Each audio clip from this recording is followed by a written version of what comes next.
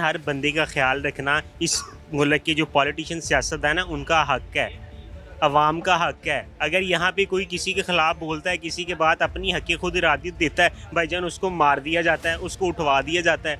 उससे हमारा जो कॉन्स्टिट्यूशन है उसके आर्टिकल 19 के मुताबिक freedom of speech and freedom of expression का हमें राइट है, ये आइन में दर्ज है। लेकिन अगर हम freedom of speech freedom of expression का इजहार करते हैं तो हमें उठा के लिया जाता है या मार दिया जाता है। ऐसी तो होता है भाई, क्यों उनके खिलाफ़ कौन बोलेगा भाई?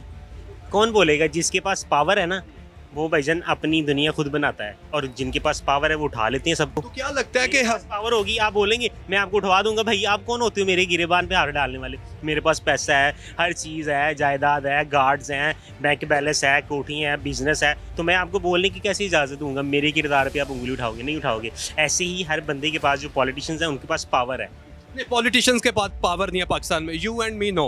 भाई, पावर है ना।